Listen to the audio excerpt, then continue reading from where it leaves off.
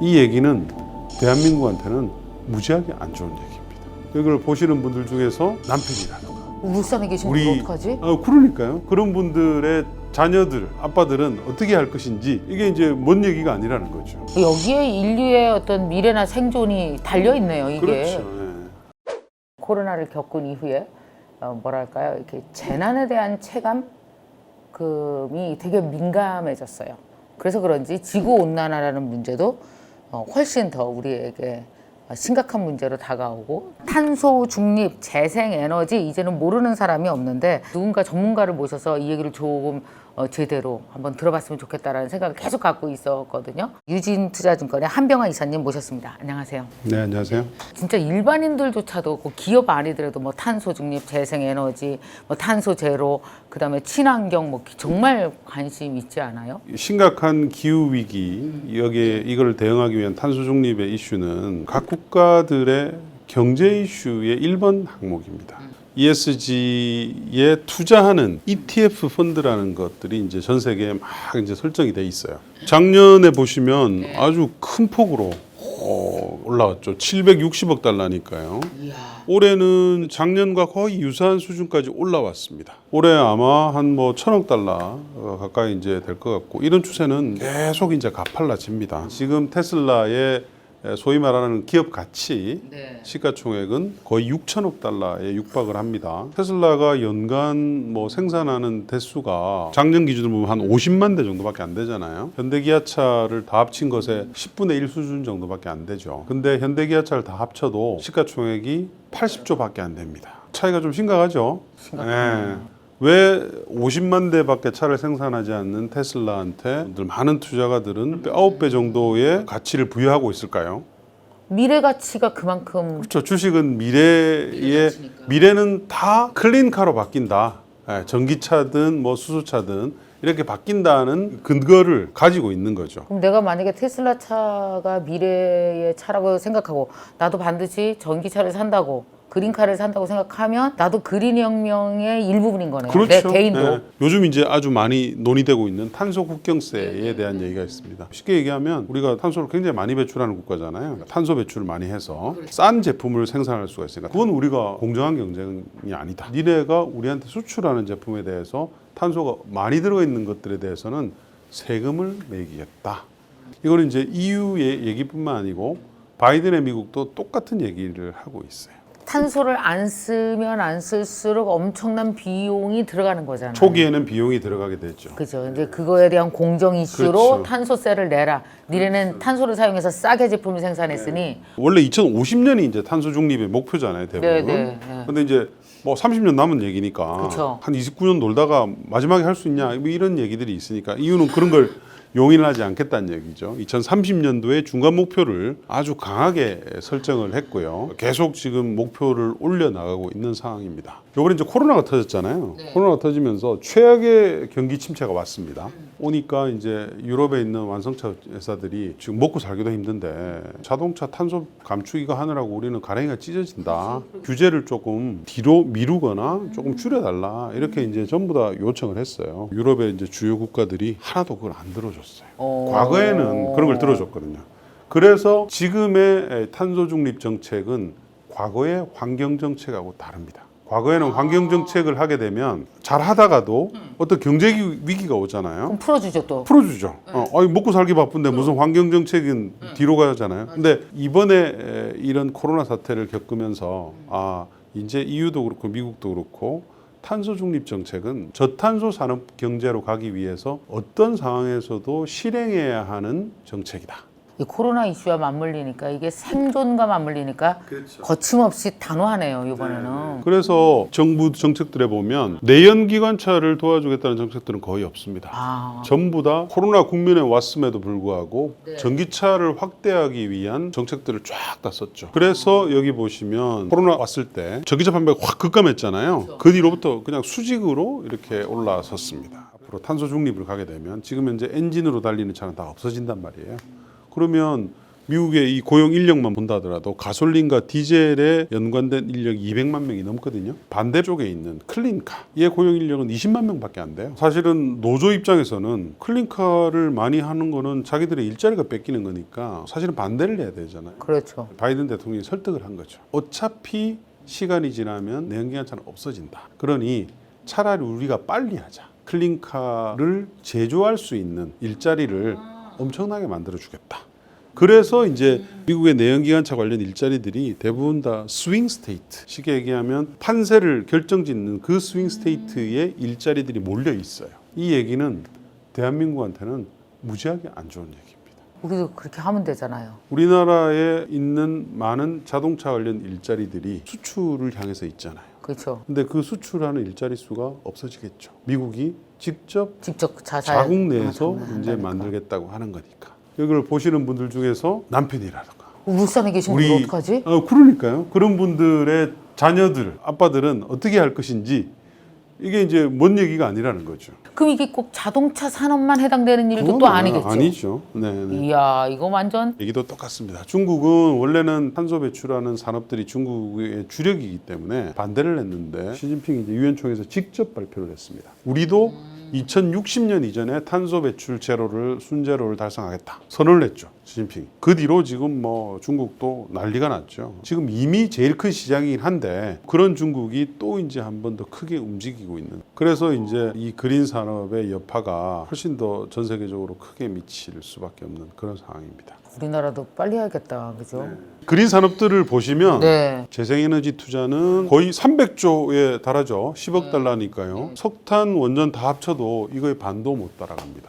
빨간색 선을 보시면 재생에너지의 신규 설치 비중입니다. 2020년도에 보시면 거의 80%가 넘죠. 100개의 발전원이 세워졌으면 2020년도에 82개는 풍력, 태양광 또는 뭐 수력 같은 이런 재생에너지입니다. 이게 전 세계 기준이요? 아니면 전 세계 전 세계 기준? 전 세계 트렌드는 이미 재생에너지가 접수했다고 보는 것이 맞죠. 이제는 이미 재생에너지가 가장 싸진 에너지원이 됐죠. 아, 벌써 거기까지 갔어요. 이게 가격까지 이제 싸졌어요? 태양광 가격인데요. 2010년도에 이렇거든요. 네. 지금 이렇게 폭락했잖아요. 중국도 그렇고 미국도 그렇고 유럽도 그렇고 엄청난 정책 지원으로 단가를 싸게 만들어서 지금 이미 가스, 석탄, 원전보다 훨씬 싸죠. 여기에 인류의 어떤 미래나 생존이 달려 있네요. 이게. 그렇죠. 예. 그러면 과연 시장이 이제 어떠냐? 삼성전자가 우리나라 국민들한테 미치는 영향은 압도적이잖아요. 그 이유는 이제 삼성전자가 생산하는 메모리 반도체 때문입니다. 그렇죠? 전 세계 시장을 꽉 잡고 있고 거기서 이제 삼성전자와 하이닉스 두 기업이 전 세계 시장을 거의 70% 이상을 점유하고 있으니까요.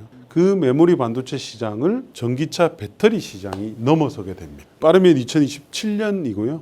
늦어도 2028년부터는 이제 그렇게 될 것으로 저희가 보고 있는데 만약에 우리나라가 목매고 있고 대한민국이 목매고 있는 메모리 반도체 시장 말고 다른 성장 동력에서 우리가 잘하게 된다면 지속 가능한 산업을 가지게 되는 강대국이 되는 것이죠. 그러니까 전기차 배터리 같은 거는 만약에 그린 시대로 가기 위한 기본 인프라 산업 같은 그렇죠. 것들이잖아요. 네, 그래서 그렇습니다. 아까 말씀드린 에너지 같은 네, 것도 네. 마찬가지고 그렇습니다. 그 준비는 됐나요, 우리나라가 좀? 결론적으로 말씀드리면 준비는 많이 되어 있습니다. 네네. 재생에너지로 앞으로 전력이 이제 다 바뀌잖아요. 재생에너지가 100% 전력을 다 담당을 하게 되면 지금 현재 우리가 의존하고 있는 전력망이 문제가 좀 생깁니다. 바꿔야 돼요? 풍력이나 태양광은 예측이 좀 어렵잖아요. 그렇지. 바람 안 특히 불면 풍력 어떡해. 같은 케이스는 갑자기 바람이 많이 불다가 안 불게 되면 그럼 우리 뭐 손 빨고 있어야 되나요? 전력을 써야 되는데 그래서 전력망이 되게 불규칙해지게 되고 그렇게 되면 이제 전력망이 셧다운 되는 케이스들이 꽤 생깁니다. 안 너무 되는데? 과부하가 막 갑자기 풍력이 갑자기 걱정돼 갖고 바람 안 불면 어떡할 거야? 너무 많이 생산이 돼도 문제가 생기게 되는 거죠. 그렇게 생기는 불규칙성 때문에 전력망을 보호하기 위한 제도가 있다. 그 제도를 운용을 하면서 많은 국가들이 천문학적인 비용을 쓰고 있어요. 생산을 했는데 재생에너지로 이걸 갖다 전력망에 접속을 못하게끔 하니까 버려야 되잖아요. 감당이 안 되는 거죠. 그러면 이제 어떤 생각을 하겠습니까?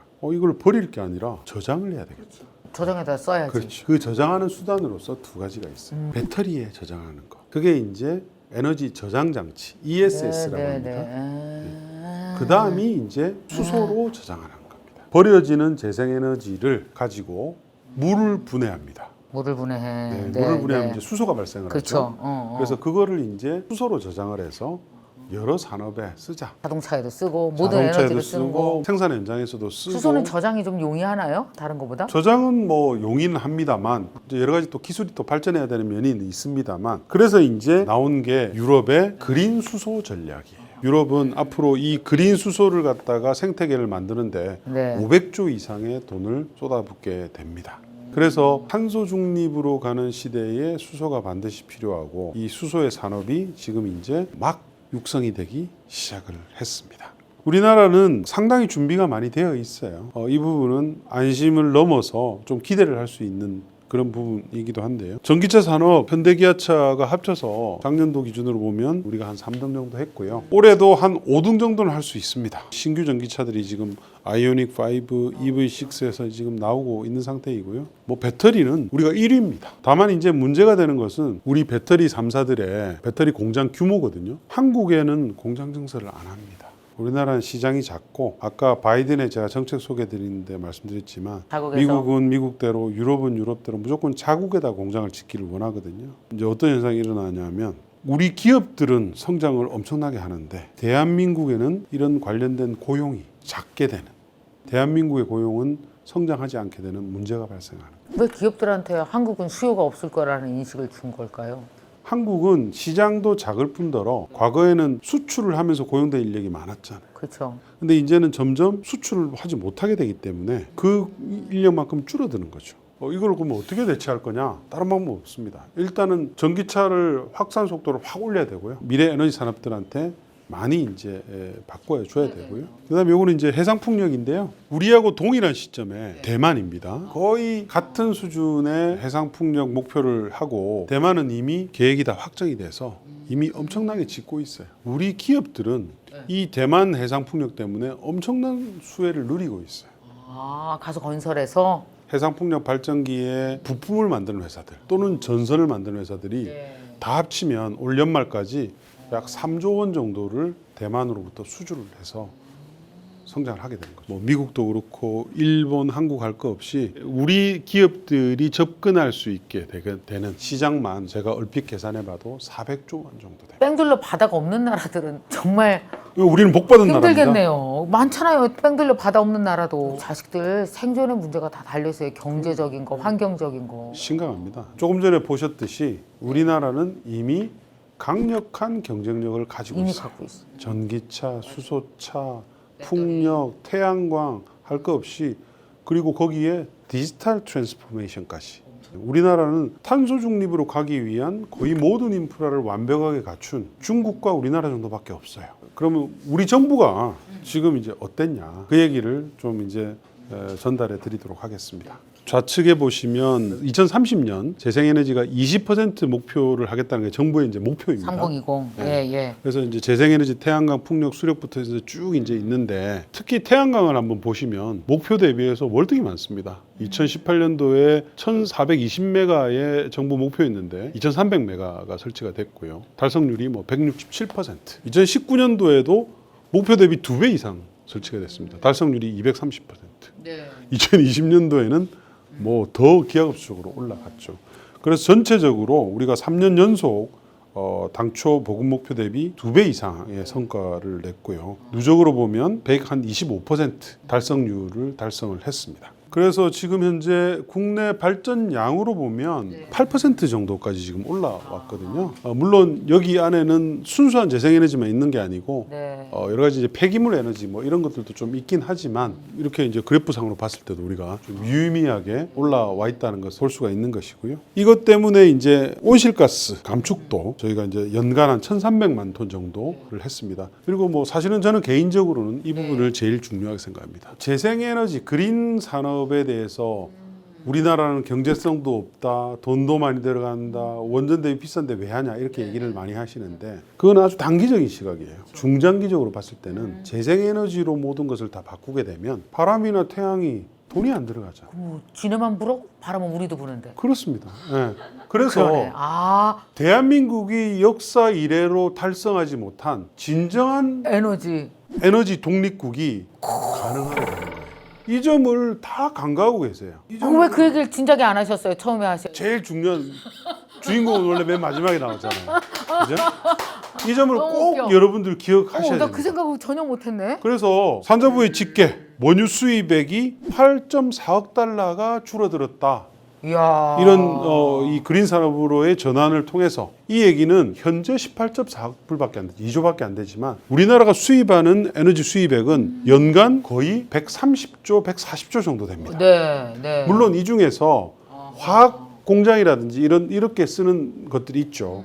그러나 연간 한전이 쓰는 에너지들, 한전이 전력을 구매한다든지 또는 자기가 직접 에너지를 하는 규모가 30에서 40조 원 정도 되고요. 그리고 우리 자동차들, 교통 부분에서 쓰는 것들이 한 40조 가까이 됩니다.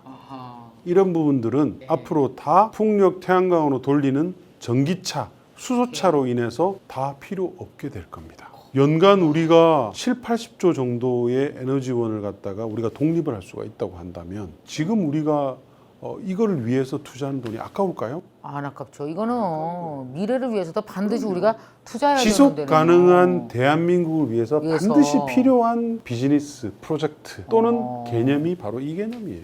이거를 국가에서는 무슨 부처가 담당하는 거예요, 이게? 산업부가 주로 이제 담당을 하고요. 그럼 이런 교육도 되게 많이 달라져야 되겠어요. 완전히 달라져. 완전히 새로운 인재가 필요한 상황이잖아요, 그럼요. 우리는. 네. 완전히 달라져야 되고 대학들에도 이런 것들을 위한 과들이 앞으로 굉장히 많이 생기게 될 겁니다. 그래서 이제 요즘 뭐 일각에서 이 수소 경제에 대해서 되게 부정적으로 보시는 분들이 많이 있어요. 뭐 충분히 이해됩니다. 왜냐하면 수소는 우리 주변에 존재를 하지만 만들어야 쓸 수가 있거든요.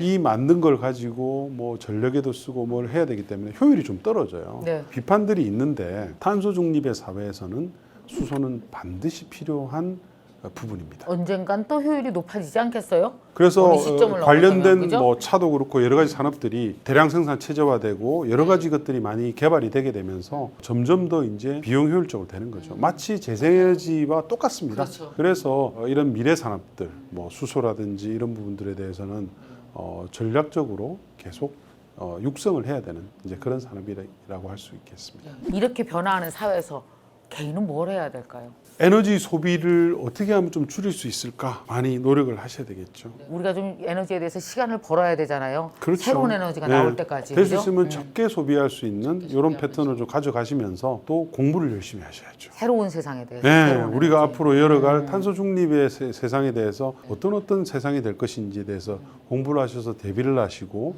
직장도 그런 쪽으로 조금 알아보시고요. 해야 할 일이 아주 많습니다만 바뀌게 되면 우리 인류는 아주 좋은 세상에서 정말 그랬으면 좋겠어요. 바람직한 그죠? 세상에 살 수 있는 것입니다. 이렇게 산업을 분석하고 경제를 분석하시면서 들으면서 이게 느낀 게 사람이 공부를 많이 하다 보면 저절로 나라 걱정을 하는구나 라는 생각도 저절로 미래 걱정을 하고 꼭 나라라기보다는 우리의 미래예요. 그죠? 네, 그렇습니다. 미래의 걱정을 하고 그래서 이렇게 우리에게 마음을 다해서 여러 가지 말씀해 주셨는데 여러분 꼭 한 번만 보지 마시고 두 번 돌려보시면서 다시 한번 나는 어떻게 해야 되지? 나는 어떤 선택을 해야 되지? 그래서 대전환기에 국민이 올바른 선택을 하는 것 같아요. 이렇게 중요한 이슈에 대해서 함께 할 수 있어서 너무 좋았고 다음에도 또 업데이트할 때 꼭 나와주셔서 우리에게 얘기해 주시면 고맙겠습니다. 알겠습니다. 해주실 거죠? 네, 네, 알겠습니다. 약속? 네, 고맙습니다. 약속하겠습니다. 자, 빠이. 고맙습니다. 네, 감사합니다. 네, 네, 감사합니다. 수고하셨습니다.